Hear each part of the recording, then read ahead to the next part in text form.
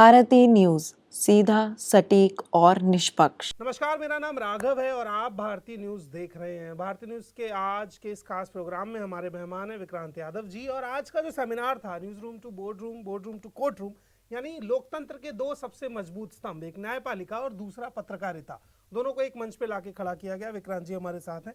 पहला सवाल है विक्रांत जी, आज का कार्यक्रम आपको कैसा लगा और ये विषय के बारे में आप क्या सोचते हैं? देखिए, बहुत ही शानदार विषय है और ये विषय ज़्यादा हमारे दिल के करीब तो इसलिए है क्योंकि मैंने अपने कैरियर के दौरान बहुत लंबा समय, करीब 12-15 साल लीगल रिपोर्टिंग में गुजारे। तो निश्चित तौर पर एक बड़ी अच्छी पहल की है और जो विषय रखा गया वो बहुत ही शानदार इसलिए है क्योंकि मुझे लगता है कि जर्नलिज्म के हर स्टूडेंट को लॉ की बेसिक जानकारी होनी चाहिए। भले ही आप लीगल बीट कवर करें या ना करें, लेकिन अगर आप कानून की अच्छी समझ रखते हैं तो आप अपने पेशे के साथ ज़्यादा ईमानदारी से काम कर सकेंगे और वो आपके काफ़ी मदद, आपके काम करने के दौरान काफ़ी मदद करेगा। और जो आज आपके संस्थान के जरिए जो पैनल आया था, स्टीम पैनल था, सुप्रीम कोर्ट, हाई कोर्ट के रिटायर्ड जजेस थे, बार का भी उसमें भागीदारी थी, सीनियर एडवोकेट गीता लूथरा जी थी और मीडिया, तो एक अच्छी सहभागिता थी। और इन तीनों ही अलग अलग फील्ड से जुड़े हुए जब विशेषज्ञ अपनी बात कहते हैं तो निश्चित तौर से जो नई पीढ़ी तैयार हो रही है, चाहे वो लीगल फील्ड के नए स्टूडेंट्स हों या फिर अपने जर्नलिज्म के,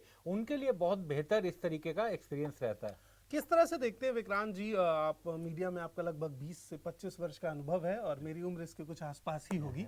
तो आपको ये स्ट्रक्चर, जिस तरह से भारतीय विद्यापीठ इस कोर्स को लेकर के प्रैक्टिकल में ज़्यादा बिलीव करता है, आपको क्या लगता है कि क्या बेहतर स्कोप है बच्चों के लिए? देखिए, अब तो जिस समय हम लोग जर्नलिज्म में आए थे उस समय बड़े सीमित विकल्प थे, क्योंकि या तो आपको अखबार में जाना है या आपको टीवी में जाना है, कोई तीसरा विकल्प था नहीं, यानी प्रिंट और टीवी के अलावा आपके पास कोई विकल्प नहीं था। अब डिजिटल, जिस तरीके से डिजिटल क्रांति आई है तो विकल्प, पूरी दुनिया खुल गई है, बच्चों के पास बहुत सारे ऑप्शंस हैं।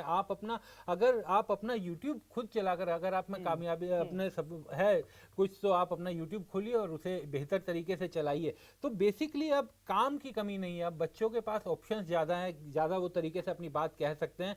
और मुझे लगता है कि इस तरीके की जो संस्थान की तरफ से आज जैसे सेमिनार करवाए गए हैं, और मैं पहले भी कुछ सेमिनार कम यहाँ पर आया हूँ संस्थान में, तो जो सबसे अच्छी चीज़ यही लगती है कि आप प्रैक्टिकल नॉलेज जब तक बच्चों को नहीं मिलेगी, क्लास की पढ़ाई अलग है, वो आपको देनी चाहिए, बच्चों में एक बेसिक जानकारी होनी चाहिए, लेकिन जैसे ही वो यहाँ से कोर्स खत्म करेंगे, किस तरह की दुनिया बाहर उनका इंतजार कर रही है, तो ये सब जानकारी आपको अगर कोर्स के दौरान ही उसकी झलक मिलने लग जाए तो वो बड़ा बेहतर रहता है। और आज जिस तरीके का पैनल बुलाया गया था, मैं निश्चित तौर पर कहूँगा कि एक संस्थान के तौर पर, एक एजुकेशनल इंस्टीट्यूट के तौर पर उस पैनल में सुप्रीम कोर्ट, हाई कोर्ट के रिटायर्ड जजेस का होना, ये एक बड़ी अच्छी पहल है। आमतौर पर इस तरह का पैनल बड़े सम्मेलनों में ही दिखाई देता है, लेकिन यहाँ पर इस भारतीय विद्यापीठ के सेमिनार में दिखाई दिया, तो ये एक बड़ी पहल को संस्थान की तरफ से थी। आपके साथ जितना समय मिले उतना अच्छा है, पर एक आखिरी सवाल लेना चाहूंगा मैं। आखिरी सवाल मैं चाहूंगा कि आज के दौर में जो छात्र पत्रकारिता कर रहे हैं, उनमें दो चीजों का मैं अभाव देखता हूँ।